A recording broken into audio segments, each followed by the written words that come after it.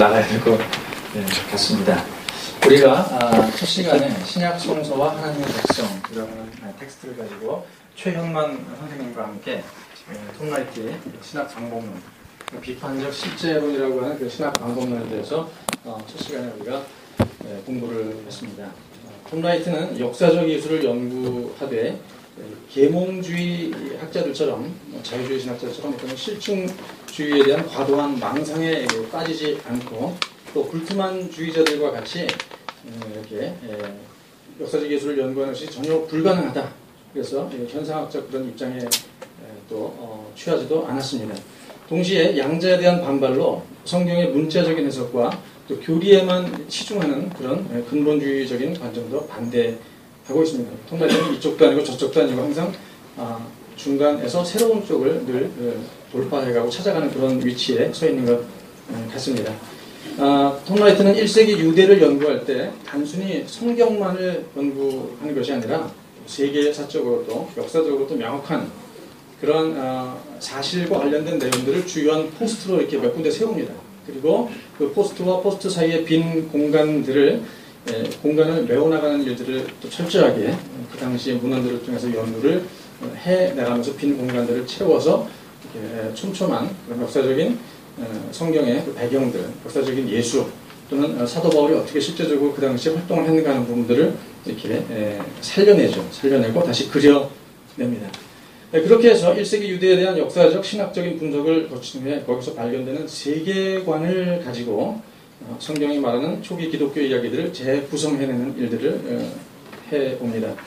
그런데 그렇게 재구성해낸 이야기들이 전혀 새로운 것이 아니라 이미 다 우리가 알고 있었던 내용들이었습니다. 그것은 구약 성경에 나오는 내용들, 한마디로 말하면 아브라함에게서 비롯된 오래된 유대의 이야기가 그 이야기가 쭉 모세를 거쳐서 예언자, 왕정시대 예언자를 거쳐서 결국은 예수 시대에 이르러서 예수의 십자가의 죽음과 부활을 통해서 그것이 절정에 이르는 바로 그 이야기이다라는 사실을 어떻게 보면 톰라이트는 전혀 새로운 자유주의 학자가 아니거든요. 우리가 이미 알고 있었던 사실을 재정리해내고 재진술해내고 다시 한번 확인한다는 점에서 매우 보수주의적인 그런 입장은 있다라고 생각을 제가 종종 하게 되는 것 같습니다. 톰라이트의 이런 주장을 우리가 다룰 때 지난 2주 동안에 바울 신학을 살펴보았는데 바울 신학도 그런 사상과 같은 맥이 다 연결되어 있습니다. 그래서 바울이 어떤 사람인가? 그동안에 많은 사람들이 오해했던 것처럼 바울은 초기 헬라기우스주의자들과 열심히 싸웠던 어떤 탈유대화된 유대에서 벗어나서 그리고 헬라화된 그런 주의자, 헬라화된 신학자, 헬라화된 사상가가 아니다라는 것이 그의 연구를 통해서 밝혀낸 점들이고 그것에 대해서는 2주 동안 우리가 바울 신학을 다루면서 살펴보았습니다. 그래서 오늘은 복음서와 관련된 문제를 다루려고 하는데 처음에 방법론을 했었고 그 다음에 바울 신학을 두 주 했었고 이제 복음서로 들어갔습니다. 좀 더 바울 신학보다 좀 친근해지지 않았는가 하는 생각이 들고요. 그리고 많은 사람들이 톰라이트를 한국에서 비판을 할 때에도 주로 바울 신학에 대한 부분들을 비판을 하지 복음서에 대한 부분들은 비판을 하더라도 그렇게 많이 하지 않고 오히려 배울 점들이 많다라고 생각하는 사람들이 많은 것 같습니다. 그런 점에서 오늘 시간은 우리가 익히 알고 있는 복음서와 관련된 내용들을 또 톰라이트를 통해서 재확인하면서 또 생각하지 못했던 그런 부분들을 한번 검토해보는 시간이 되었으면 좋을 것 같습니다. 오늘 우리가 다루게 될 교재는 제일 오른쪽 끝에 있는 하나님은 어떻게 왕이 되셨는가 하는 책입니다. 톰라이트는 우리 모두가 사복음서가 말하는 핵심 내용을 잊어버렸다라고 처음부터 약간 충격을 주고 들어갑니다. 좀 더 지나가면 우리는 그동안 전혀 복음서를 읽지 않았다라고 하는 어떻게 보면 짜증이 날 만한 내가 그런 복음서를 아니고서는 뭘 읽었단 말인가 하는 반감이 들 정도의 그런 충격을 먼저 준 다음에 성경들을 독자들을 끌고 자기 책으로 들고 가는 어떤 그런 재주가 있는 것 같습니다. 한마디로 사복음서가 말하는 핵심 내용을 교회가 잊어버렸다라고 처음에 제시를 합니다. 복음서에 대해서 근본적인 재고가 필요하다는 것이죠. 그러면서 어떤 신학적인 얘기를 하는 건 아닌 것 같아요. 신학적인 예를 들어 복음서에서 제일 중요한 문제가 큐 문제잖아요. 큐가 진짜로 있는가 없는가 또 마가가 우선인가 마태가 우선인가 이런 이야기는 하지 않고 양식 비평이라든가 편집 비평 이것도 중요하지 않다. 이 얘기를 다루지 않습니다. 굳이 다룬다면 구성 비평이라고 별로 신학교에서는 별로 들어보지 못한 그런 내용인 것 같은데요. 쉽게 말하면 그 이야기에 충실한 것입니다. 구성 비평은 일반적으로 그러니까 제인 오스틴의 오만과 편견이라든가 셰익스피어의 여러 우수한 문학 작품들을 우리가 읽을 때에 저자가 도대체 이 이야기를 통해서 로미오와 줄리엣을 통해서 무엇을 얘기하려고 하는가에 집중하는 것처럼 복음서의 저자들이 복음서를 통해서 우리에게 무슨 이야기를 하려고 하는가 그것을 쫓아가는 것 그리고 거기서 우리에게 가장 적합한 답을 얻어내는 것 이것이 우리의 목적이다라고 이야기를 하고 있습니다. 이 책의 순서는 다음과 같습니다. 1부 빈 망토 2부 음량 조절하기 나라와 십자가 신조 이런 내용들인데요. 그 내용들을 한번 구체적으로 들어가 보도록 하겠습니다. 먼저 1부인데요. 빈 망토 문제점들은 망토 안에 무엇이 있는가 쉽게 말해서 망토가 있는데 몸통이 없다는 그런 얘기인데요. 이러한 그림 언어적인 표현들을 톰 라이트는 자주 사용하는 것 같아요. 그의 책을 보면은 그가 자주 쓰는 어떤 그런 문학적인 기법들이 있습니다. 그것을 우리가 잘 따라가면 되게 처음에 썼던 기법들을 끝까지 밀고 나가기 때문에 그런 부분들을 우리가 이해하고 톰 라이트가 상당히 문학적인 사람이구나 하는 것을 이해하고 그 관점에서 이번에 주로 얘기하는 것은 망토 안이 비었는가 아니면 망토만 있고 몸통이 없는가, 몸통만 있고 망토가 없는가, 이런 식의 얘기를 하는데, 이것이 무엇을 말하는가 하는 것들을 일단 감으로 잡으시고 자세한 내용들은 들어가면 이제 알게 됩니다. 교회에서는 그동안에 전통적으로 복음에 대해서 말할 때 일반적으로 종교 개혁가들이 말하는 복음이 있죠. 주로 복음이 어디에 많이 나옵니까? 루터가 좋아했던 책, 로마서와 갈라디아서입니다. 복음에 대한 이야기가 많이 나오는데, 그럼 복음이 뭔가? 로마서와 갈라디아서가 말하고 있는 복음의 핵심은 결국은 칭의와 관련된 내용이고 그리고 속죄와 관련된 내용입니다. 복음은 한마디로 우리의 죄를 사해주는 것이고 그리고 우리를 의롭다 해주는 것이 복음인데 그 내용이 어디에 들어있는가? 로마서 갈라디아서에 많이 들어가 있고 그동안에 복음을 얘기하면 대체적으로 이런 얘기를 했습니다. 근데 문제는 톰 라이트가 복음이면 복음서에 많이 있어야 되지 않겠는가? 복음서가 루터가 얘기하는 그런 내용들을 더 많이 담고 있어야 진짜 복음서가 되는데 과연 복음서에는 그런 내용들이 있는가 하는 문제를 제기합니다. 살펴보니까 복음서에도 마태복음, 마가복음 10장 45절에 보면은 예수님이 세상에 왜 오셨을까요? 우리의 죄를 대속하기 위해서 자신의 몸을 대속물로 주기 위해서 오셨다라는 내용이 들어있죠. 여기서 복음서도 역시 속죄를 얘기하는구나 라는 것을 우리가 알 수 있습니다. 하지만 마가복음의 긴 이야기 가운데 그 내용은 그렇게 많이 나오지 않는 이야기입니다. 또 복음서에 어떤 속죄라든가 칭의 관련된 내용이 나오는가? 누가복음을 보니까 누가복음 18장에 바리새인과 세리가 기도하는 게 나오죠. 바리새인은 자기가 이제 의롭다고 생각하는 사람은 하나님께 의롭다함을 얻지 못하게 되고 오히려 죄인이라고 얘기했던 죄인, 그 죄인이 하나님께 세리가 의롭다함을 얻게 되는 그 내용이 말하자면 칭의와 관련된 내용이다. 그래서 누가복음도 역시 칭의를 말하고 있다라고 하지만 누가복음 전체로 볼 때는 그렇게 많은 내용이 아닌 것 같습니다. 요한복음 3장 16절에도 나오죠. 하나님의 독생자 예수 그리스도를 믿는 사람마다 믿으면 멸망치 않고 영생을 얻는다. 구원을 얻는다. 역시 요한복음도 복음을 말한다. 한편 요한복음 19장 30절에 보면은 예수님이 십자가에서 다 이루었다라고 얘기를 하는데요. 다 이루었다라고 하는 이 말의 여러 가지 뜻 중에 하나가 값을 치렀다.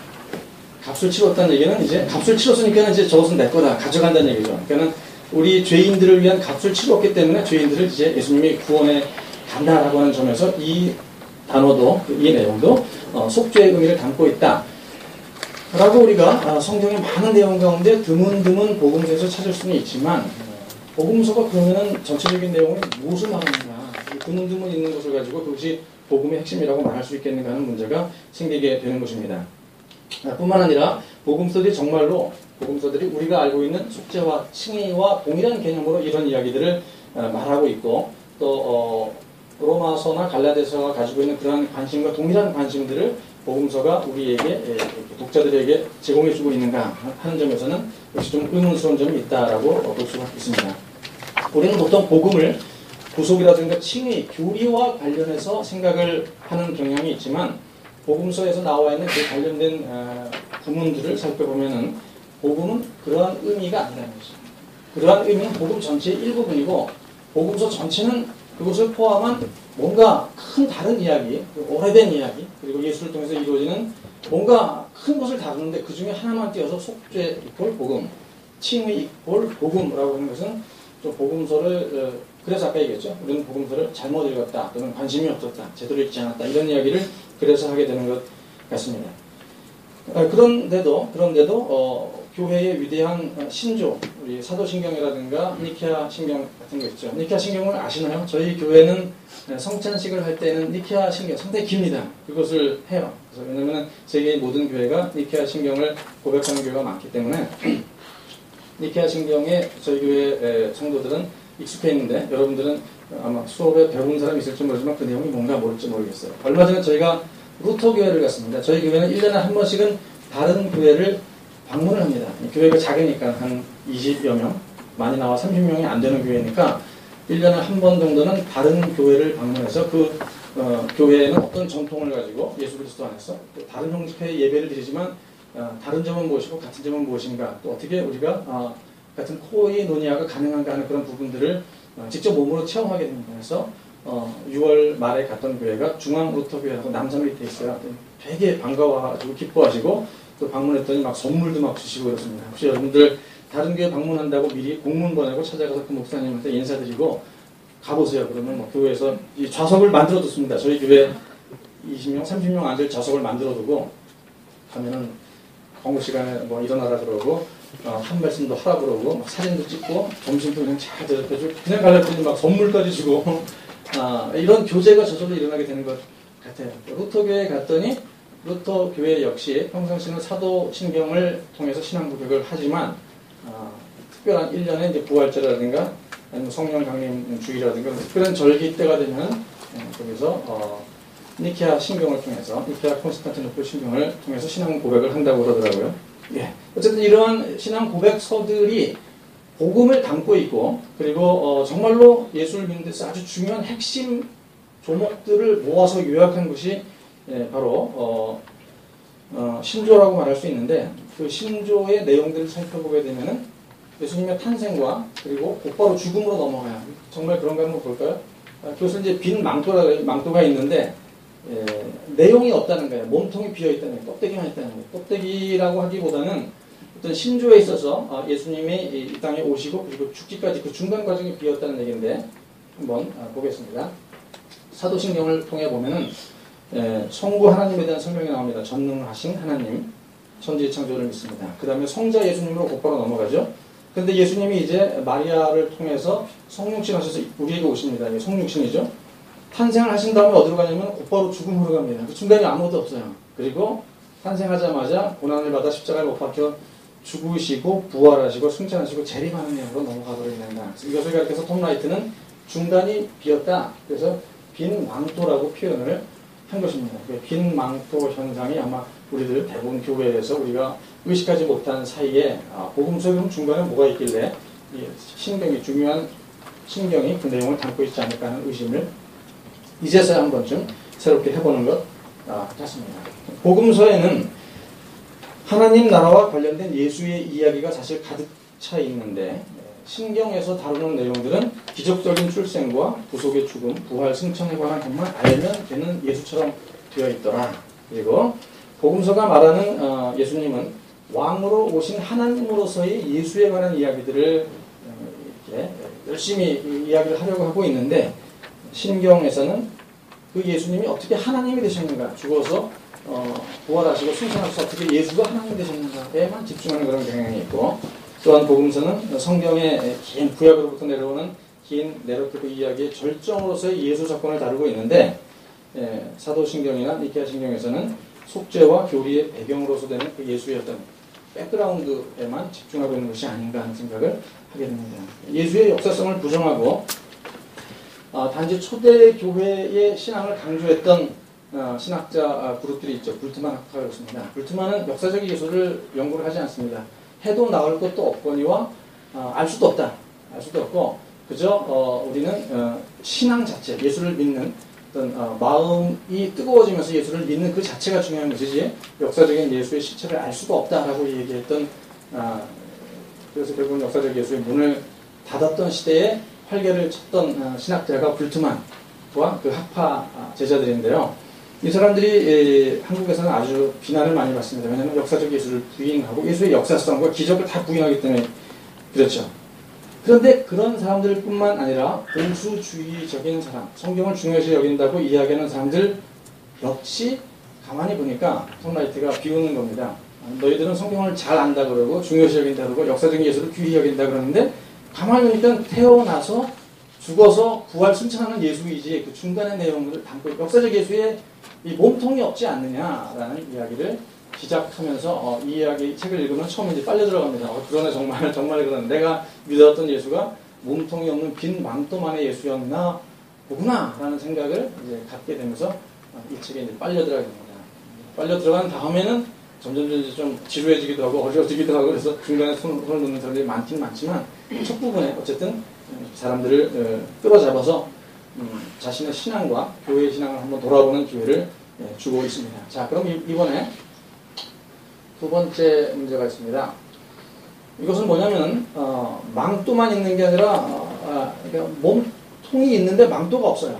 반대죠. 아까와 반대. 아까는 몸통이 없고 망토만 있었는데 이제는 반대로 몸통은 있는데 망토가 없다. 이것은 톰 라이트가 자유주의 또는 계몽주의 그런 신학에 대한 어떤 비유로서 이런 표현을 지금 쓰고 있습니다.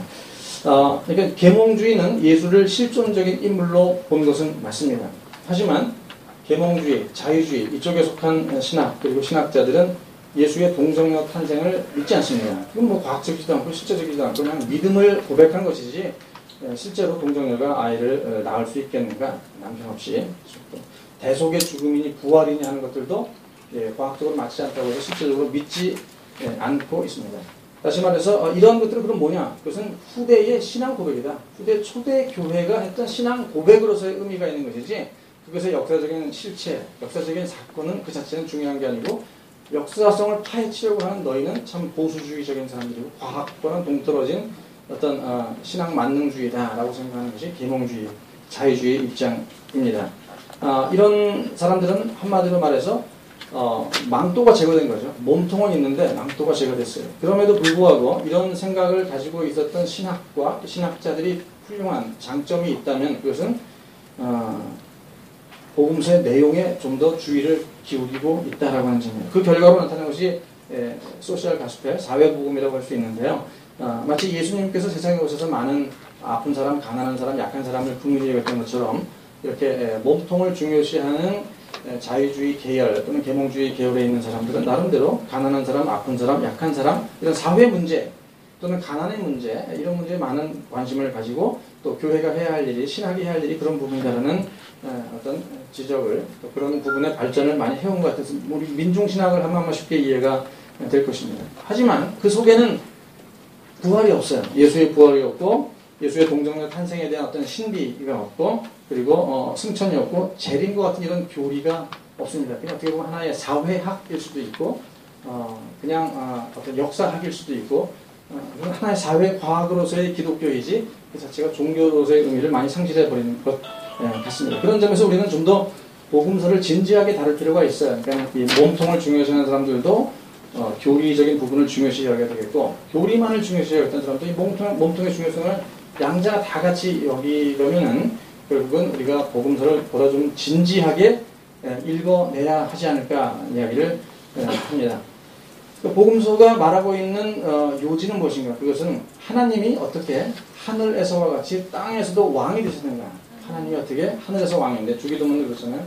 하나님의 뜻이 땅에서도 이루어지도록 예수를 통해서 어떻게 그것이 이루어지고 있는가? 이루어졌는가?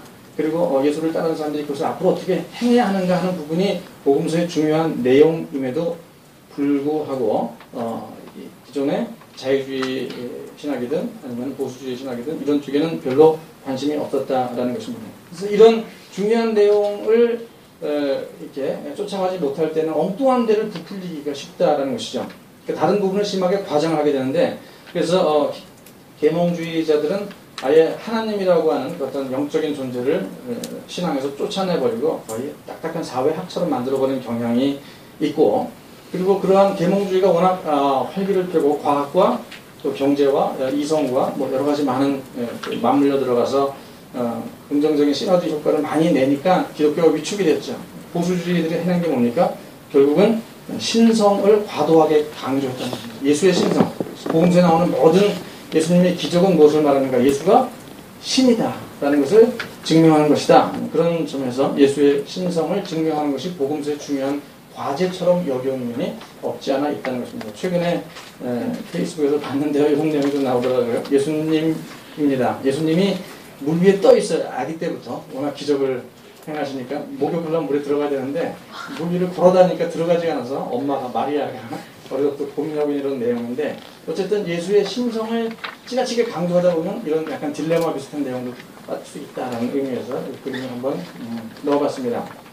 그리고 실제로 구약 성경에도 예수님 또는 그 이상으로 기적을 행하는 선지자들이 허다하게 많은데 그들이 과연 신이었는가? 전혀 그렇게 생각하지 않는다는 거죠. 그러니까 신성을 강조한다고 해서 그것이 예수가 누구인가라는 것을 명확히 드러내는 것은 아닌데 많은 보수주의 속에 속해 있는 사람들은 복음서의 역할 가장 중요한 것 중에 하나가 예수의 신성이라고 생각하는 경향이 있다라는 것입니다.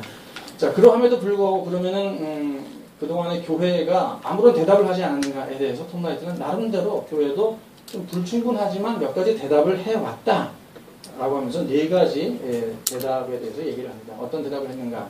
그렇다면은 몸통 복음서가 말하고 있는 주된 내용이 무엇인가에 대해서 주로 보수적인 사람인데 몸통이 말하고자 하는 내용들은 천국 가는 것을 얘기하는 것이다. 그러니까 복음서를 읽고 우리가 무엇을 해야 되는가? 천국 가는 것을 배워야 한다. 또 예수님이 오셔서 천국 가는 이야기를 했다라는 것입니다. 그래서 그게 가장 좀 우리가 오해하기 쉽게 나타나는 부분들이 마태복음입니다. 왜냐하면 마태복음은 하나님 나라를 하늘나라라고 표현하잖아요. 특별히 유대적인 그런 관점에서 하나님이란 이름을 잘 쓰지 않기 때문에 그래서 하늘로 바꿔서 하나님 나라를 하늘나라로 표현합니다. 그래서 마태복음을 읽을 때 이런 오해들이 많이 생긴다라고 하는 것입니다. 예수님이 천국에 대해서 얘기를 하면은 듣는 사람은 또 책을 읽는 사람들은 그럼 내가 죽어서 가는 나라에 대해서 예수님이 지금 말씀하시나 보다라고 생각을 하는데 같은 마태복음에서도 실제적으로 예수님이 말씀하신 것은 그것이 아니라 하나님의 뜻이 하늘에서와 같이 땅에서도 이루어지기를 너희들이 기도하고 그렇게 살아야 한다라고 하는 것을 보면은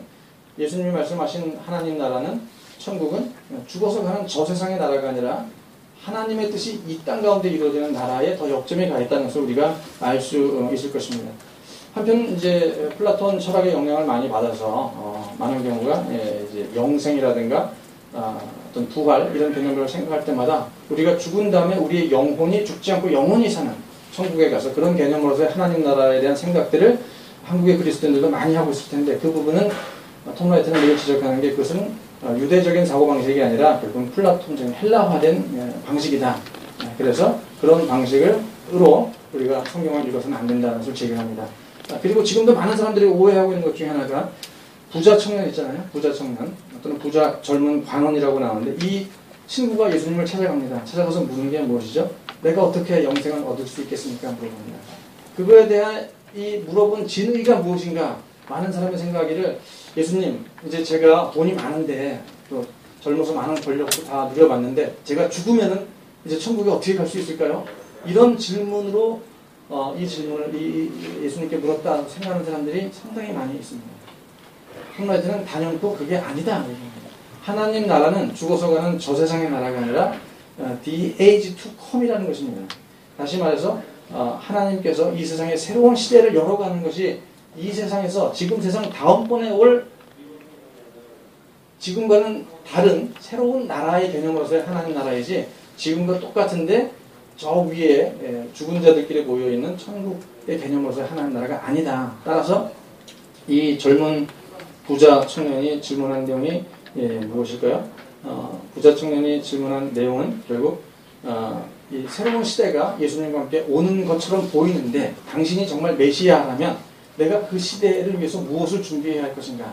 그 시대에 들어가기 위해서 내가 해야 할 일이 무엇인가는 이 질문을 한 것이지 절대로 죽어서 가는 그런 천국을 말한 것이 아니다라는 것입니다.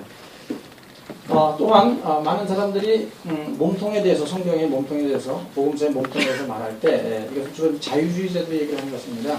결국은 좋은 세상을 만들자는 것이다. 윤리와 도덕에 대해서 예수가 이야기를 하고 있고 산상수훈도 다 그런 내용들이고 결국은 어느 시대 어느 사회나 다 적용될 만한 그런 하나님의 윤리를 우리에게 가르쳐주는 것이다라고 생각하는 사람들이 많이 있는 것 같습니다. 뭐 그런 관점에서 보면은 남들에게 하기 싫어 자기가 당하고 싶지 않은 일을 남에게 하지 말라. 이 공자님도 같은 얘기를 하셨는데 예수님도 똑같은 얘기를 하잖아요. 윤리는 다 똑같으니까. 그런 점에서 기독교인들이 시킬 수 있는 어떤 예수의 윤리가 복음서에 나와 있는 그런 내용들. 예수님은 한마디로 윤리교사, 도덕교사 또는 뭐 훌륭한 정치인 뭐 이런 사람들이다라고 이해를 하는 것이 주로 자유주의에 속해 있는 교회 또 그런 사람들이 바라보고 있는 예수의 모습이고 예수를 통해서 이 사회를 좀 더 개혁하고 좀 더 좋은 살기 좋은 사회를 만들자. 그것이 성경이 하고 있는 얘기다. 얘기하는 사람들이 있습니다. 그런가 하면은 또 하나의 답이 충분하지 않은 또 하나의 답은 완전한 희생제물로 예수님이 오셨다. 왜냐하면 하나님은 우리를 구원해 주시고 싶어 하시는데 너무나 죄가 많다는 얘기죠. 원래 죄사함을 받고 순결한 삶을 살아야 구원을 받을 수 있는데 우리는 그렇게 할 수 없잖아요. 그래서 우리가 지키지 못하는 율법을 예수님이 순결한 예수님이 완벽하게 지켜서 예수 안에서 우리가 구원을 얻게 해주는 그러한 방식으로서 어린 양과 같은 순결한 어린 양과 같은 역할을 예수님이 하셨고 그 내용이 바로 복음서의 내용이다. 이렇게 설명을 하는 사람들도 많이 있고 또 우리가 교회에서 많이 배워봤습니다. 하지만 톰 라이트는 가만히 복음서를 읽어보면 예수님은 별로 순결하지 않은 부분이 있다. 왜냐하면 율법을 지켜야 순결한데 예수님은 일부러 율법을 지키지 않아요. 일부러 율법을 삐딱하게 벗어나고 안식일도 일부러 그러니까 다른 날 치유하면 되는데 굳이 안식일 날 치유를 하는 거죠. 그렇죠? 그리고 제자들과 함께 밀밭을 다니면서 안식일에 밀을 까서 먹는 그런 일이라든가 곳곳에서 예수님은 율법을 의도적으로 어기는 모습을 보여주고 있기 때문에 그렇다면은 예수님이 과연 순결한 어린 양과 같은 그런 모습만 복음서가 다 이야기하고 있는가에 대해서 그렇지 않을 수도 있다는 부분을 얘기를 하고 율법의 성취라는 점에서도 예수님은 새로운 방식으로 율법을 이룬 것이지 우리가 기존에 알고 있는 방식대로 100% 순결하게 지킨 것은 아니다는 얘기를 합니다. 또 다시 신성 얘기가 나오는데 복음서가 말하고 있는 중심 내용이 무엇인가 몸통에 나와 있는 내용들은 예수님이 결국은 이 땅에 오신 어떤 하나님이라는 것을 나타내기 위해서 우리가 똑같은 사람이 아니라 신이라는 것을 증명하기 위해서 앞에 첫 번째 장면이 뭘까요? 산상변모의 모습입니다. 이것도 예수님이 결국은 신이라는 것을 나타낸 것이었고 무리를 걸으시는 예수님 당연히 신이라는 우리와 다른 그리고 부활하시고 승천하신 예수님은 그가 신이라는 것을 보여주기 위한 어떤 수많은 설득들이 복음서에 몸통을 이루고 있다 이렇게 보는 사람들이 있다라는 것입니다. 교회가 이렇게 답을 하고 있는데 그러나 톰 라이트는 복음서가 예수님이 신적 존재임을 거부한다는 게 아니라 당연히 맞다. 하지만 그 내용들이 복음서가 전하고자 했던 가장 간절한 내용은 아니었다.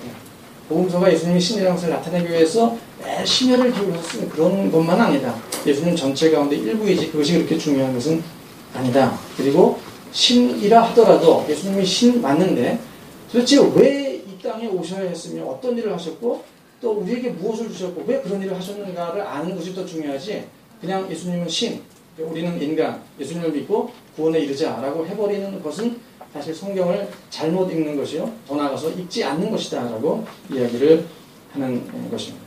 그러면서 복음서가 진짜 말하고자 하는 것은 무엇인가? 예수님이 왕으로 오신 하나님이시다. 하나님이 이 땅에 왕으로 오시는 그 모습이 예수에게서 나타났다라는 이야기를 톰 라이트는 얘기를 하면서 바로 그 관점에서 왕으로 오신 하나님이 그래서 이 책의 제목이 하나님은 어떻게 왕이 되셨나 했잖아요. 왕으로 오신 하나님 예수 그리스도의 이야기 관점에서 복음서를 이해를 하자라고 얘기를 하고 있습니다. 자 이제 1부가 끝났고 2부로 넘어가서요. 음량을 조절하자라는 이야기를 합니다. 톰 라이트는 아까 얘기했지만 문학적인 표현을 통해 뭔가 우리 자기가 하고 싶은 이야기를 어떤 특정한 방식을 통해서 설명을 합니다. 예수가 톰 라이트가 묻고 예수가 답하다라는 책이 있죠. 심플리 지저스인가 두란노에서 나온 그 책에 보면은 계속 바람 얘기를 합니다. 동풍과 서풍과 남풍, 북풍 계속 바람 얘기가 나오는데 처음에 그 개념을 잡지 못하면은 끝까지 계속 바람 얘기를 하는데 이게 도대체 뭔가 하는데 처음에 그 개념을 확실하게 잡으면은 동쪽에서 불어오는 바람도 아니고 서쪽에서 불어오는 바람도 아니고 예수님은 새로운 어떤 허리케인 같은 새로운 바람을 일으키면서 그 당시 사람들 그리고 우리들을 새로운 쪽으로 끌고 간다는 그런 그림 이미지를 이해하는 것이 매우 중요한데 여기서도 지금 이야기가 이제 스피커 얘기를 합니다. 복음서에는 4개의 스피커가 있는데 그 스피커가 제대로 조절이 되지 않았다. 우리가 음향을 들을 때 스피커 만약에 4개가 있다면 각자의 스피커가 적절한 소리를 내야지 우리가 제대로 그 음향을 들을 수 있는데 이게 잘못되어 있어요. 적게 들려야 할 때가 너무 크게 들리고 크게 들려야 할 때가 전혀 들리지 않기 때문에 우리가 음악을 듣긴 하지만 형편없는, 그리고 본래의 음악과 전혀 다른 음악을 듣게 되는 것과 마찬가지로 지금 4복음서를 통해서 우리가 듣는 게 스피커가 잘못되어 있기 때문에 우리가 엉뚱한 이야기를 듣게 되는 경우가 있다.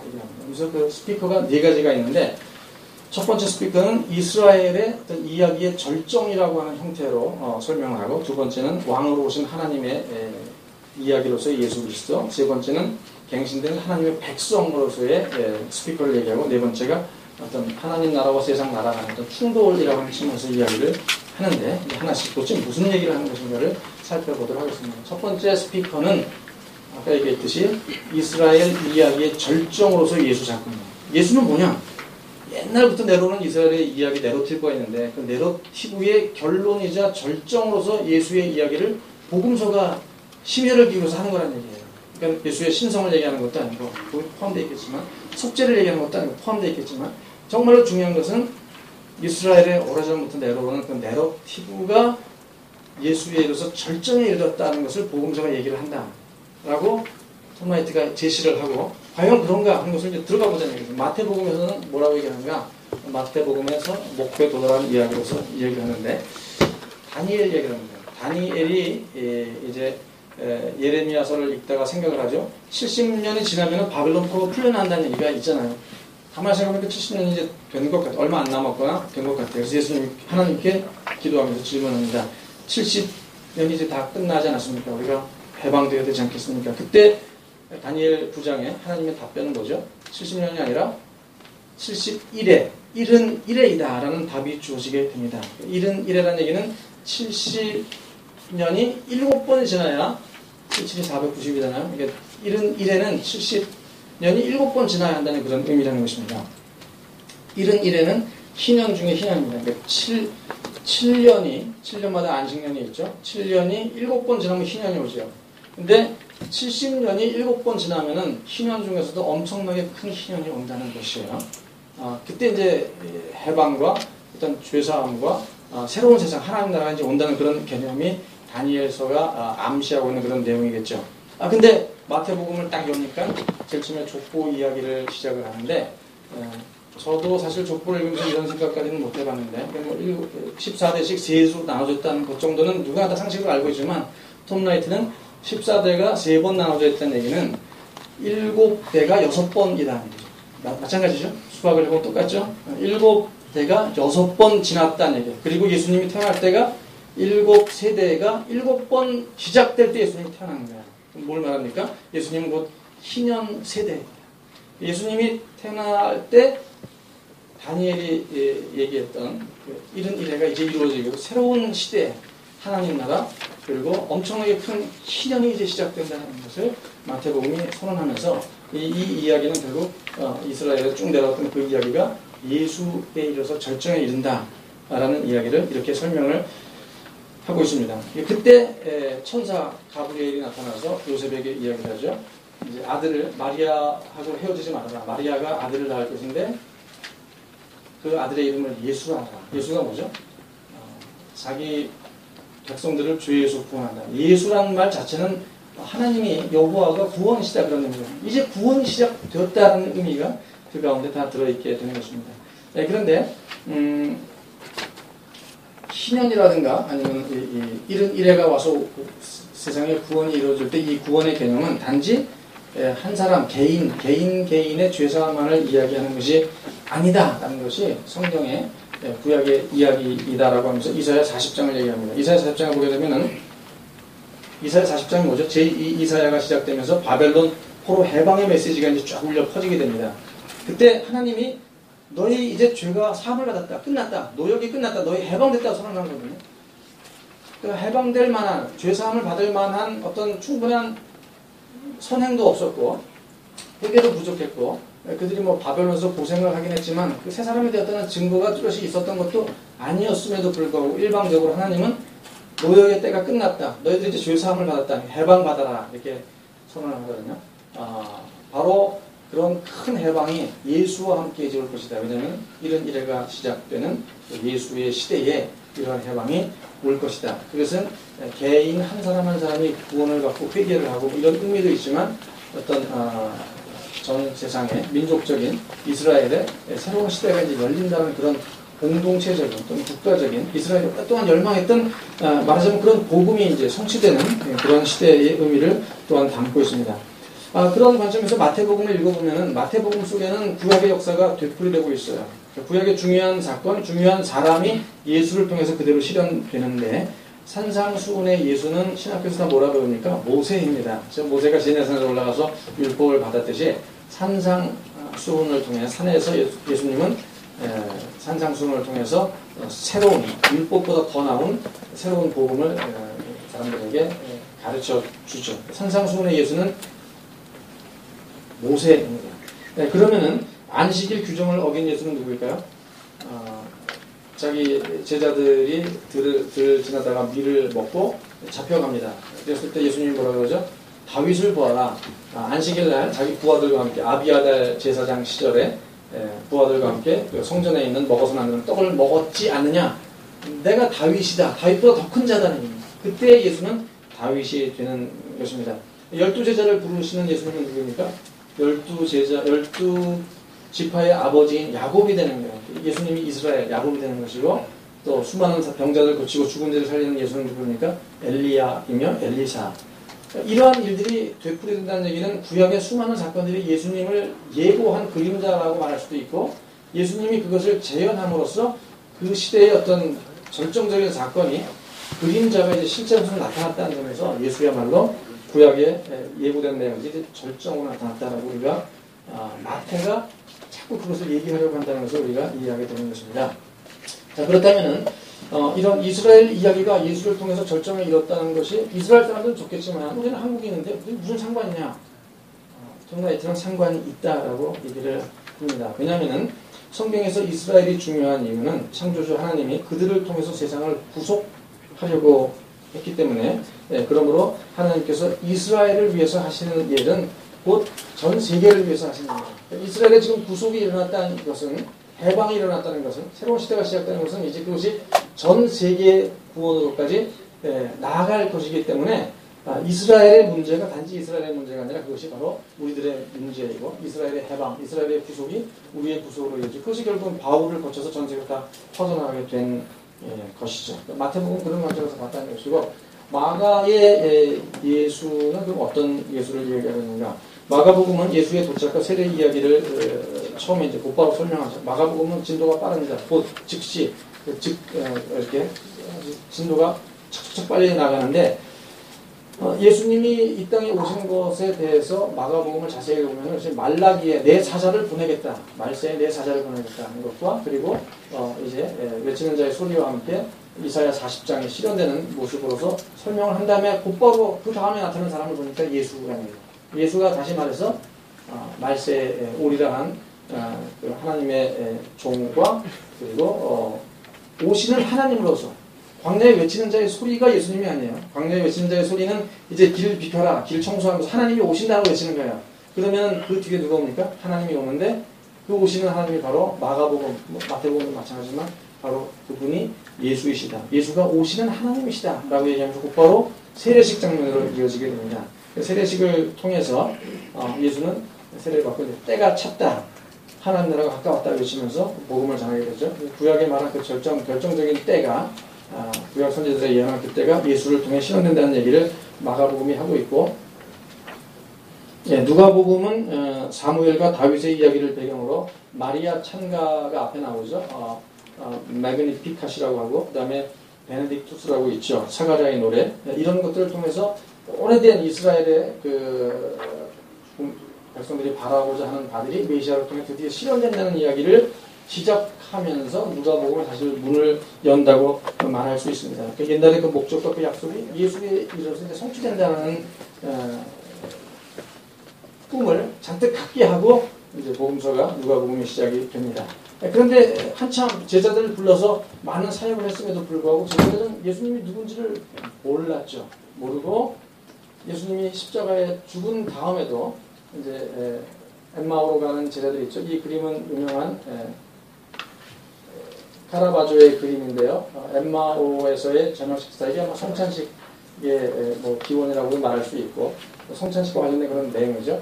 이때 제자들이 예수님이 누군지도 모르고 얘기를 나누면서 나중에 이 떡을 먹으면서 눈이 밝아져서 그분이 예수인 줄 알게 됐을 때 예수님이 사라지고 없지만 이때 나눴던 얘기가 예수님이 뭘 얘기했습니까?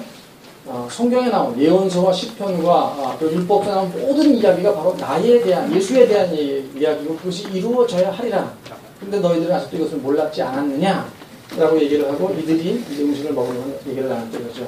우리가 그때 가슴이 뜨겁지 않았느냐? 그 말이 충분히 이해하게 되고 부활하신 예수를 만나고 이제 구약에 나온 모든 이야기들이 예수의 이야기임을 알고 그것이 부활과 승천을 통해 십자가의 죽음과 부활과 승천을 통해 성취됐다는 사실을 알고 그 사실을 전 세계에 전하러 가는 이야기, 그것이 바로 누가복음의 이야기라고 말할 수 있습니다. 그런가 하면은 요한복음은 무엇을 이야기하고 있는가? 요한복음에서는 앞에 창조 이야기를 하죠. 태초에 말씀이 계십니다. 창조 얘기를 합니다.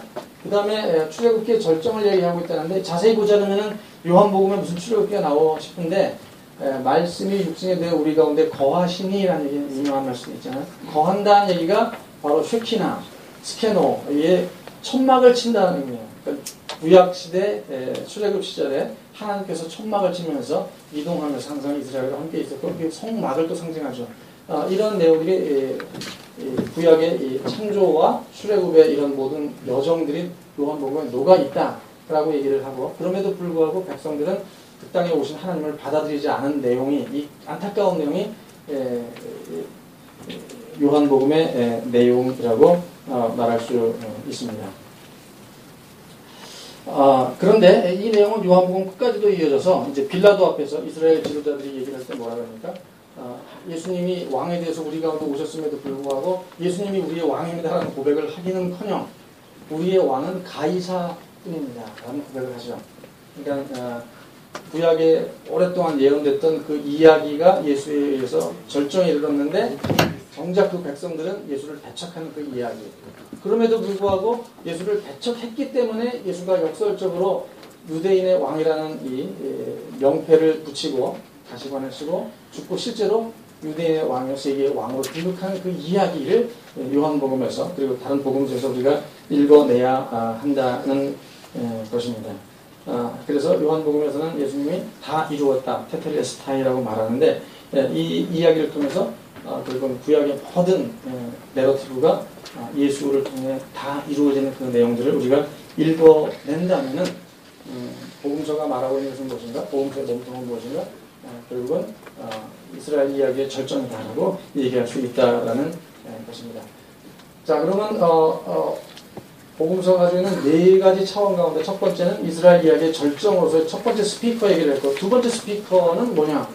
두 번째 스피커는 이스라엘의 하나님 이야기로서 예수 이야기. 하나님이 이 땅에 오시는 이야기를 이제 두 번째 스피커를 통해서 톰라이트가 얘기를 하는데 이 스피커는 너무나 크게 틀어져 있기 때문에 우리 귀를 돌아낸다는 거예요. 정작 우리가 복음서를 통해 들어야 할 이야기를 제대로 듣지 못하게 하는 스피커가 두 번째 스피커인데 그것은 성육신의 스피커이고 하나님이 이 땅에 오시는 방식에 대해서 성육신, 동정녀 마리아를 통해서 기적적으로 오시는 그것에만 지나치게 너무나 많은 볼륨이 들어가 있기 때문에 왜 오셔야 했는지에 대한 깊은 내용들을 우리가 충분히 고민도 해보지 못하고 생각지도 못하고 그냥 하나님이 오셨어 그럼 성육신이구나 동정녀 탄생하셨구나 그거만으로 모든 게 다 된 것처럼 여기는 게 복음서를 제대로 보지 못하게 하는 하나의 가림막을 하고 있다 이야기를 하고 있습니다. 그렇다면 이 성육신과 관련된 두 번째 스피커를 조금 줄이면은 어떤 소리가 들릴까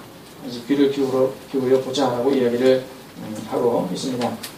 그래서 그런 관점에서 마가복음의 이야기를 이 땅에 오신 하나님으로서의 마가복음의 이야기를 읽어보면은 마가복음 첫 장에서부터 하나님이 왕으로 오실 것을 예언한 그런 이야기가 나옵니다. 말라기 3장에는 아까 얘기했던 그 내용을 인용하면서 하나님이 이제 영광 중에 오시는데 그 말라기 3장은 이사야 40장과 연결되면서 결국은 그 하나님께서 왕으로 오셔서 세상을 해방시킨다는 그런 이야기이고, 오셔서 12지파를 회복시키듯이 12제자를 세우시는 것 자체가 하나님이 왕으로 오셔서 옛날 이스라엘을 세우시는, 다시 부흥시키는, 새로운 이스라엘을 만드시는 그런 이야기이고, 마가복음에 뿐만 아니라 다른 복음도 그렇지만 마가복음에 자세히 보게 되면은 바람과 바다에게 잠잠하라 명령하신 이런 예수님의 모습이 나오죠. 이런 얘기 나올 때 예수님은 신이기 때문에 바다도 잠잠하게 한다, 바람도 잠잠하게 한다라고 그냥 단지 생각하고 끝날 게 아니라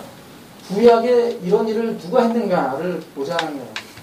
시편을 보니까 바다의 파도를 다스리시며 파도가 일어날 때 잔잔하게 하시나이다. 누가? 여호와 하나님. 시편 110편 누굽니까? 광풍을 보유하게 하사 물결을 잔잔하게 하시는 분 누가? 여호와 하나님. 그 여호와 하나님이 하시는 일을 나사렛 예수가 하더라. 똑같은 일이에요. 그 이야기는 뭡니까? 바로 왕으로 오실 때, 하나님이 왕으로 오실 때 일어났던 일들이 예수를 통해 일어나고 있다는 것을 우리가 알아야지. 이런 구약의 이런 이야기들을 연결시키지 않고 그냥 예수님은 신이구나, 잠잠하고 자연에게 명령하니까 자연이 듣는구나, 단지 그런 얘기가 아니라 왕으로 오시는 하나님으로서 이야기하는 겁니다. 여호와가 리오 야단이라고 해서 리바이아턴, 레비아탄, 이름도 하도 많아가지고 리오 야단이라고 성경에 나오고, 레비아탄, 리바이아던이라는 바다의 괴물을 하나님이 묻지시는 그런 내용들이 욥기에도 나오고 이사야에서 나오고, 스타프 조레가 그 하나로 그림을 그렸습니다. 자기 백성을 구출하기 위해서 오시는 여호와 하나님의 이야기를 우리가 여기서 읽어내야 한다는 것입니다. 마태복음의 서문에서 천사는 요셉에게 아기의 이름을 예수라고 하라고 그랬죠. 자기 백성을 구원하는 그런 의미입니다. 우리는 예수를 바라보고 그 안에서 이 땅에 오신 하나님, 임마누엘 하나님을 알게 돼요. 예수 아기의 예수님의 그 속에 들어가 계신 하나님이 우리와 함께 하신 그 임재를 성경이 전하고 있다는, 이 땅에 오신 하나님은 우리에게 왕으로 오신, 구약시 때부터 내가 왕이 되어 이스라엘을 통치하겠다는 그 하나님이 예수의 모습으로 오셨다라는 것이에요. 마태복음에서 뿐만 아니라 톰 라이트가 얘기하는 것 중에 중요한 내용은 이스라엘은 여전히 포로 상태라는 거예요. 많은 사람들이 이 말을 믿지 못합니다. 왜냐하면 바벨론 포로가 끝난 지가 언젠데 왜 신약시대를 여전히 포로라고 하느냐라고 많은 교수님들이 오히려 톰 라이트를 비판할 때 이 얘기를 하고, 톰 라이트를 매우 긍정적으로 보시는 이강택 교수님조차도 아주 90% 이상 톰 라이트를 긍정적으로 보시는 교수님이신데도 톰 라이트에 대해서 내가 이해하지 못하는 부분이 있다면 바벨론 포로가 끝났음에도 불구하고 여전히 포로 상태라고 하는 것이다 얘기를 하는데, 톰 라이트는 여전히 포로 상태였다. 왜냐하면 바벨론보다 더 혹독한 그리스와 로마의 지배를 유대가 받고 있었고, 뿐만 아니라 바벨론 포로가 해방된다면 성전도 다 지었지만 나아진 게 뭐가 있느냐 얘기죠. 그런 면에서 여전히 포로 상태에 있는데, 드디어 마태복음에서 우리와 함께 하시는 임마누엘 하나님이 제일 앞부분에 선언될 뿐만 아니라 마지막이에요. 그렇죠? 예수님이 제자들을 다 파송하면서 뭐라고 하죠? 마태복음 28장에 보면은 세상 끝날까지 내가 너희와 함께 있으리라 하면서 임마누엘로서 파송을 마치는 거예요. 마태복음은 처음부터 끝까지 왕이신 하나님이 우리와 함께 하신다는 그런 내용이다라는 것을 이야기를 하고 있습니다. 누가복음에도 왕으로 오시는 예수님에 대한 이야기가 녹아 있는데, 그것은 문화의 비유와 그리고 예루살렘을 방문하신 예수님의 그래서 우리가 읽어내야 한다는 이야기를 라이트가 제시합니다. 자, 라이트 참 어떻게 이런 걸 다 어떻게 읽어냈는지 놀라운데요. 문화의 비유 그러면 우리는 뭐 달란트의 비유가, 달란트, 마태복음에 있는 사람들은 돈이 많기 때문에 달란트는 단위가 몇십억 단위입니다. 근데 문화는 그렇게 많지가 않아요. 그것에 비해서 훨씬 더 작은 돈이기 때문에 누가 공동체는 가난한 사람이 많았다. 약자, 여자, 가난한 사람, 기도하는 사람이 누가 많고, 마태복음은 다 좀 부유한 사람이 많았다. 뭐 이런 얘기를 분석하는 사람들이 많은데, 그래서 문화의 비유는 마태복음에 나오는 달란트의 비유에 누가복음 버전 정도로만 생각하고, 달란트에 따라 어떻게 달란트를 주고 또 잘 쓰지 않은 사람은 다 뺏어서 필요한 사람에게 주는 그런 내용 정도로만 알았는데, 라이트는 이 문화의 비유가 언제 나온 것인가? 예수님이 예루살렘에 가까이 오셨고 그들은 하나님 나라가, 예수님의 제자들이 이제 하나님 나라가 당장 나타날 거라고 생각하는 그 시점에 너희들이 이 상황을 제대로 알아야 된다고 하면서 해준 비유가 이 문화의 비유가 됩니다. 귀인이 왕위를 받아가지고 돌아와서 이 귀인이 누굽니까? 결국은 예수가 하나님께 왕위를 받아가지고 이제 왔다는 게 세상에 왔다는 얘기예요. 은화를 준 종들이 각각 어떻게 장사했는지를 알고 산다면서 이 문화의 비유를 얘기하는 게 결국은 자기 얘기를 하는 것이다. 예루살렘에 가면서 이렇게 풀어나가고 왕으로서는 하나님의 개념으로. 그 다음에 예수님이 실제로 이제 예루살렘에 입성을 하면서 우시죠. 그리고 평화의 강리를 알았더라는. 그리고 돌 하나도 남지 않고 성전이 다 무너지리라 성경이 얘기를 하죠. 그때 예루살렘이 보살핌 받는 날을 알지 못한다라는 얘기가 나오는데 보살핌을 받는 날, 이 날이 영어로 보면 비지팅 데이라는 거죠. 왕이 방문하는 날. 그리고 헬라어로는 에피스코페라는 말도 보살핌을 받는 날, 뭐 방문하는 날 이런 의미를 가지고 있는데 하나님이 자기 집에 이제 온 거예요.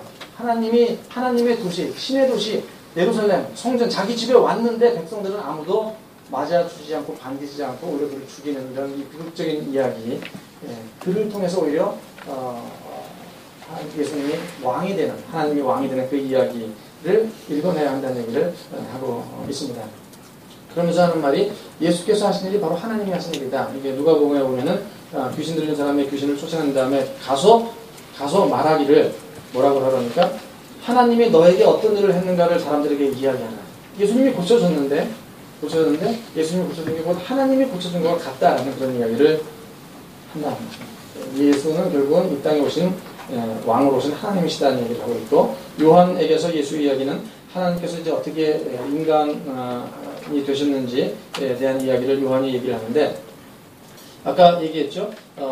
요한복음에서는 하나님은 이스라엘 민족 가운데 자신의 천막을 치셨다. 말씀이 육신되어 우리 가운데 거하심에가 천막을 치다라는 이야기를 했죠. 처음에는 하나님은 구약의 역사를 보면은 광야의 성막을 치셨어요. 그 다음에 왕정 시대는 예루살렘에 성전을 세웠어요. 근데 이제는 어떻게 됩니까?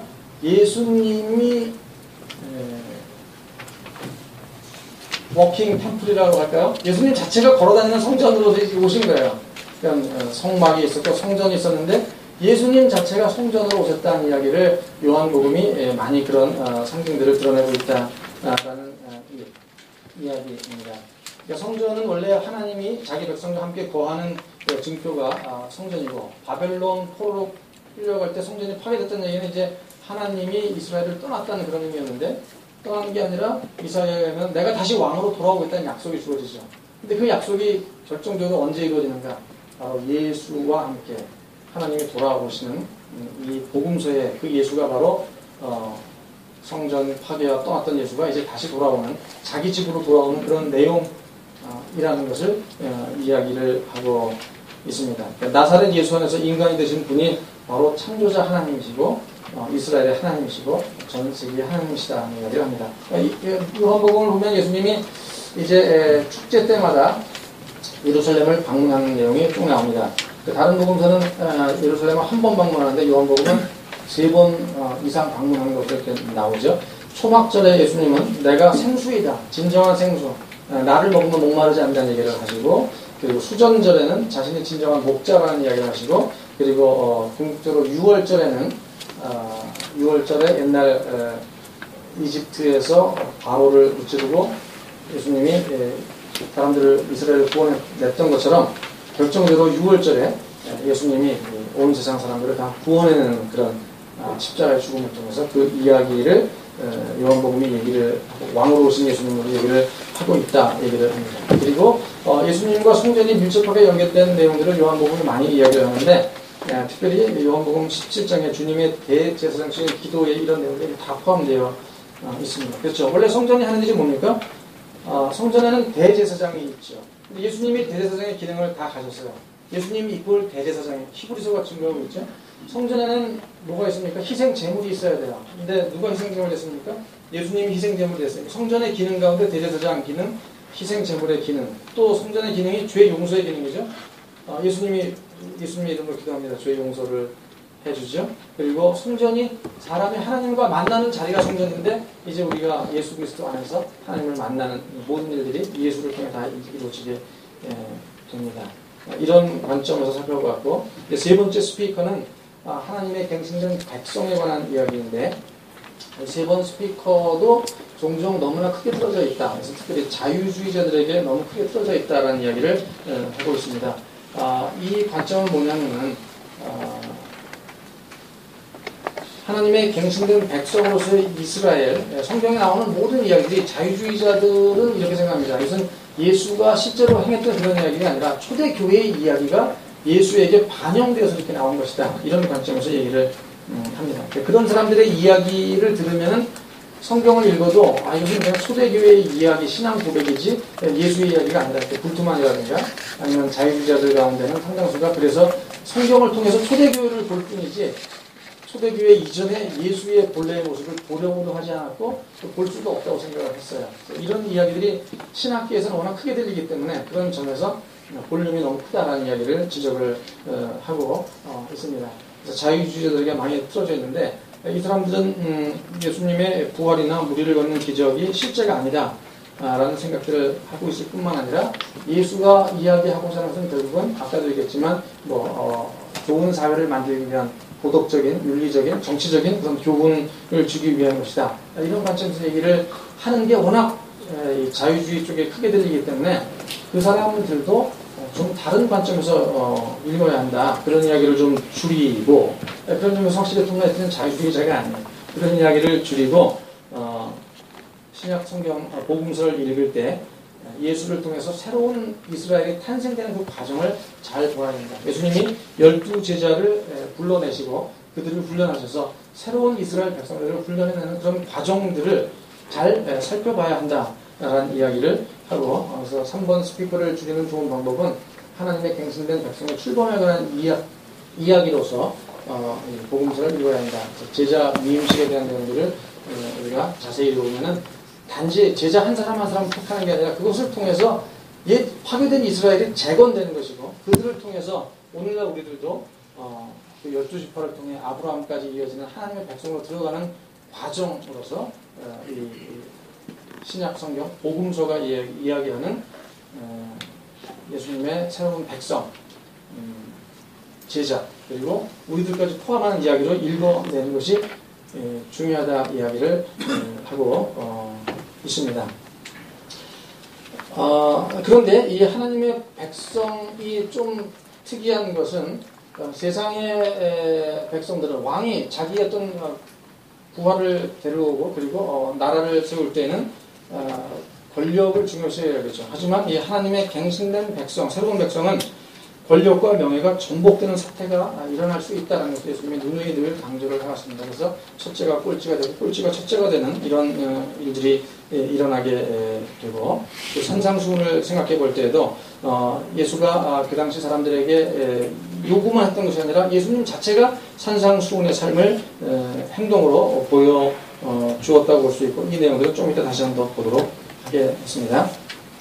자, 이제 네 번째 스피커는 꺼져 있었다는 거예요. 들리지 않았다는 거예요. 네 번째 스피커는 하나님 나라와 세상 나라 간의 충돌에 관한 이야기가 복음서에 많이 들어있는데 꺼져 있었다는 얘기예요. 왜 꺼져 있었을까요? 계몽주의 이후에 종교와 사회가 정치와 교회가 분리되어야 한다는 그런 생각이 우리를 지배하고 있었기 때문에 교회에서는 정치 이야기를 하지 않는 것, 세상 이야기를 하지 않는 것, 사회 이야기하지 않는 것이 너무나 일반화되었기 때문에 이 아이 스피커를 꺼놔서 복음서에는 이 많은 이야기를 하고 있지만 그 이야기를 거의 복음서의 몸통으로서 이야기하지 않았다. 그래서 그 이야기를 좀 틀어야 된다는 강조를 라이트가 많이 하고 있습니다. 그런 점에서 정말로 성경이 그러한 이야기를 많이 하고 있는가 하는 것을 보게 되면은 구약에서 하나님이 아브라함을 부르시는 이야기도 매우 정치적인 것이다. 왜냐하면은 아브라함을 부르기 전에 어떤 일이 있었죠? 바벨탑 사건이 있었습니다. 사람들이 다 모여서 온갖 악을 행하고 하나님과 대항하려고 하는 바벨탑 사건으로부터 그 잘못된 권력과 어떤 탐욕으로부터 아브라함을 이제 끄집어내서 새로운 세상, 새로운 사회, 또 새로운 어떤 인류를 만들기 위해서 하나님이 아브라함을 불렀던 것 자체가 그 당시 권력과 하나님이 싸웠다는 것이다라는 관점에서 설명을 해내고요. 그리고 출애굽 마찬가지로 바로의 권력, 잘못된 힘에 대해서 하나님이 그들을 불러내서 새로운 나라를 세우는 것이 결국은 출애굽의 어떤 정치적인 사회적인 그런 중요한 함의가 거기 들어있다라는 것이고, 바벨론 포로도 마찬가지 그런 개념이죠. 이런 그리고 블레셋으로부터 다윗을 처음에 이스라엘을 구원할 때 그런 이야기들도 다 성경은 구약뿐만 아니라 신약에 다 정치적인 이야기가 수두룩한데 이런 이야기들을 너무나 우리는 조용히 지내고 다루지 않았다. 그래서 이런 스피커를 좀 볼륨을 분류한다 이야기를 하고 있습니다. 그런데 우리는 이제 바벨론 포로로 잡혀간 이스라엘이 더 이상 하나님의 노래를 낯선 땅에서 부를 수 없는 그 지경을 만나게 됩니다. 그 시대에 암울했던 상황을 잘 반영해주는 책 두 개가 있다면 여러 개가 있겠지만 그 중에 이사야 40장부터 55장까지 제2 이사야 그리고 다니엘서 핵심 내용들이 그 시대적인 배경 속에서 하나님이 어떻게 그들을 구원해내는가, 이 악의 권력, 세력, 정치 세력으로부터 자기 백성 어떻게 구해내는가 하는 이야기를 다루는 것이 이사야서와 그리고 다니엘서라고 이야기를 하면서 그 이야기를 하고 있습니다. 그 이야기는 전부 다 하나님의 새로운 나라를 세우는 이야기라는 거예요. 그냥 개인 한 사람을 불러내서 너 고생 많이 했지 이제 편히 쉬어라 하는 게 아니라 불러내서 새로운 나라를 세우는 이야기예요. 기존의 나라와 다른 새로운 나라를 세우는 하나님 나라와 세상 나라 간의 대립적인 관계를 다루고 있는데 이런 이야기를 그동안 우리는 등한시해 왔다라는 것입니다. 요한복음 18장 19장에 봐도 결국은 예수님과 빌라도를 통해서 하나님의 나라와 빌라도는 로마 황제 가이사의 나라이겠죠. 그 양 나라 간의 어떤 진리에 대한 어떤 권력에 대한 것 그리고 이런 대결이 그 가운데 이루어지게 되죠. 겉으로 볼 때는 예수가 완전히 패배를 하고 십자가를 지는 것으로 끝나지만 예수님은 그때 유대인의 왕이라는 문구를 새겨 넣은 죄패를 달고 죽게 되는데 역설적으로 진짜 전 세계 왕이 되는 일이 벌어지게 된다는 것. 이것이 요한복음에서 나와 있는 그런 어떤 정치적인 이야기입니다. 뿐만 아니라 누가복음 2장에는 예수님이 탄생할 때 이야기도 매우 정치적인 내용들이죠. 가이사 아구스토가 전 세계에 명을 내립니다. 모두가 호적하라는 명을 내립니다. 그때 조용히 누가가 얘기하는 겁니까? 저 어느 구석에서는 유대의 오랜 전설을 따라서 다윗의 후손이 태어나리라 했던 그 한 아기가 이제 베들레헴에 태어나기 위해서 마리아와 요셉이 이제 후덜후덜 걸어가가지고 결국 아이를 낳는 그 일들이 벌어지게 되고 같은 누가가 나중에 누가복음 뒤에 사도행전을 쓰죠. 사도행전은 제일 마지막은 바울이 어딜 갑니까? 로마에 가이사의 코앞에 가서 가이사가 하나님의 아들이라고 다들 알고 있는 세상에서 뭐라고 합니까? 하나님의 아들은 가이사가 아니라 예수 그리스도가 하나님의 아들이다라는 것을 선포하는 것으로 누가의 긴 이야기가 끝난다는 것입니다. 그 정도로 어떤 정치적인 이야기들이 성경에 가득 들어있는데 그 내용을 우리는 다 잠잠히 시켰다는 것입니다. 마태복음에서는 예수님이 태어날 때 어떤 내용들이 나오죠? 동방 박사들이 방문을 합니다. 여기 왕이 태어났던데 어딨냐. 긴장을 잔뜩 하고 알게 되면 나도 경계할 테니 알려달라 하면 그건 다 죽이게 되는 일이 그러죠. 근데 헤롯 대왕이 죽은 다음에 그 아들 헤롯 아켈라오가 왕이 되었을 때 어떻게 됩니까? 세례 요한을 또 죽입니다. 세례 요한을 죽였다는 얘기는 언제든지 예수를 또 죽일 수도 있다는 그런 이야기예요. 이런 내용들이 역시 마태복음에도 그 왕의 권력과 또 새로 오신 하나님 왕으로 오신 예수님과의 다툼, 싸움에 대한 미묘한 이야기를 나누게 이야기를 하고 있습니다. 그런가 하면은 로마 분들이 예수님이 이제 죽은 다음에 그 무덤을 잘 지켰어야 되는데 지키지 못하죠. 그래서 예수님은 결국 부활하게 됩니다. 그래서 결국은 부활을 막았더라면 로마도 망하지 않았을 텐데, 그러니까 로마도 기독교화되지 않았을 텐데 그 병사들이 부활하신 예수님을 막지 못해서 예수님이 부활하셨고 그것으로 인해서 한 몇십 년, 몇백 년 지나서 결국은 로마도 다 예수님 손에 들어가게 되었다라는 그런 이야기를 라이트가 하고 있습니다. 이런 식으로 예수와 하나님과 세상의 나라, 가이사의 나라와의 충돌에 대한 이야기들이 많이 있는데 마가복음도 뭐 그런 얘기를 하고 마가복음에서 가장 중요한 내용 중에 하나가 한번 이걸 한번 볼까요? 이건 안 짚고 넘어갈 수가 없죠. 이 이야기를 하고 좀 쉬어야 될 것 같은데요. 가이사에게 세금을 내는 문제는 종종 교회와 어떤 정치, 교회와 국가 간의 분리, 별개의 영역이라는 것을 강조하는 본문이다라고 우리가 흔히 즐겨 쓰고 또 자기에게 유리한 내용을 풀 때마다 하나님의 것은 하나님에게, 가이사의 것은 가이사에게 바치라고 했다. 근데 왜 정치에 참여를 하느냐라고 얘기를 하는 사람들이 종종 있습니다. 여러분 이때 어떻게 봐야 할까요? 이 문제도 사실 중요한 어떤 정치와 종교, 교회와 예수와 가이사와의 어떤 싸움의 문제라고 말할 수가 있는데, 이때 이 문제를 제기한 사람들에게 예수님이 동전 하나를 가져오라고 하죠. 가이사에게 세금을 내야 됩니까? 말아야 됩니까? 물었을 때 대답을 곧바로 안 합니다. 항상 우리도 궁지에 있을 때 대답을 곧바로 하면 안 됩니다. 오히려 당할 수가 있어요. 좀 생각해보고 다른 화제를 딴 데 돌려야 돼요. 동전 한번 가져와 봐라. 동전을 가져왔더니 이 동전이 나왔습니다. 그럼 이제 예수님이 이긴 거예요. 왜 이겼을까요? 원래 성전, 이게 성전에서 있었던 일인데, 성전에는 동전을 가져오면 안 됩니다. 성전에서 사용되는 그림이 없는 갈대라든가 아니면 뭐 그림이 없는 그런 성전 화폐가 따로 있는데, 이 동전에는 누가 있습니까? 우상의 형상이 있어요. 이게 누굽니까? 당시 예수님 당시에 황제였던 티베리우스의 그림이 있고, 그 뒷면에는 티베리우스가 폰티프 막심이라서 로마의 대제사장이다. 이 사람은 하나님의 아들이고, 티베리우스는 하나님의 아들이고, 그가 대제사장이다라는 내용이 동전에 그대로 써 있는데, 이거 다 라틴어 읽을 줄 알죠? 이게 그 내용인데, 그것을 가져오는 순간 예수님은 이기고 이 사람이 지는 거예요. 왜냐하면 성전에 네가 바리새인으로서, 율법학자로서, 제사장으로서 이걸 가지고 들어와서 되겠느냐, 안 되는 걸 왜 가져왔느냐. 그 다음부터 이제 얘기가 사실 안 되는 거라고 말할 수 있습니다. 그리고 예수님이 하시는 말씀이 하나님의 것은 하나님에게, 가이사의 것은 가이사에게, 이렇게 얘기를 합니다. 이게 도대체 무슨 말인가? 이제 예수님은 얼마 후, 며칠 후면 십자가에 돌아가시게 돼요. 예수님이 이 얘기를 하는 것은 우리가 그냥 단순하게 생각할 때는 가이사의 것은 가이사에게, 하나님의 것은 하나님에게, 그러면 하나님에게는 헌금을 드리고 가이사에게는 세금을 드리고 이러면 되는 것인가? 뭔가 막 헷갈리는데, 이 말 속에는 이제 하나님께서 마땅히 받으셔야 할 것을 내가 하나님께 드리기 위해서 왔다라는 거예요. 통마태는 그렇게 해석합니다. 이제 예수님의 십자가의 죽음을 통해서 그동안 하나님께서 이스라엘 백성에게 그들을 백성으로 삼고 그들의 아버지가 돼서 그들에게 주고자 했던 하나님의 사랑이 있는데, 그 모든 것을 예수님이 이제 다 이루어 드리는 거예요.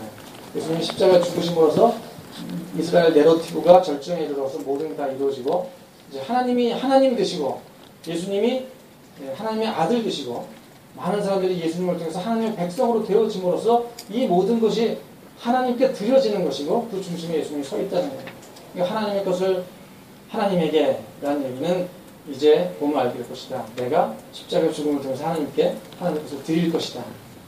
그것은 가이사가 받을 것이 아니라, 가이사에게는 단지 가이사의 몫이 있을 텐데 그것은 가이사의 몫이고 하나님의 몫은 이것이다 라는 이야기들하고 큰 그림으로 라이트는 해석을 합니다.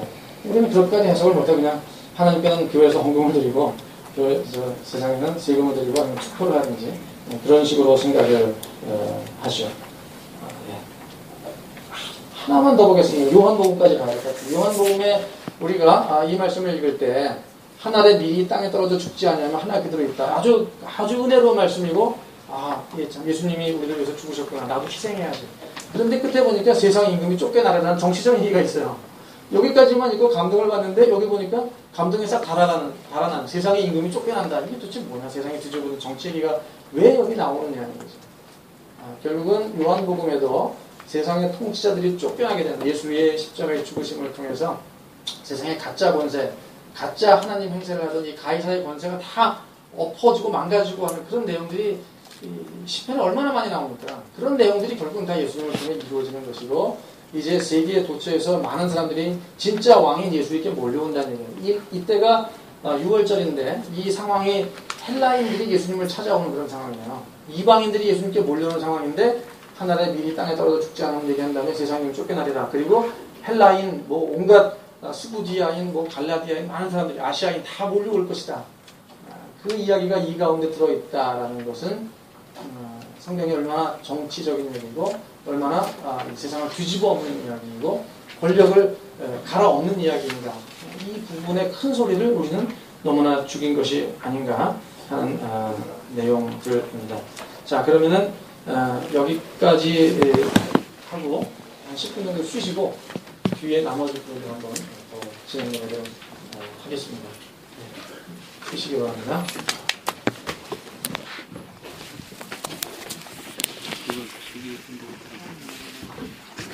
이 침에 가시면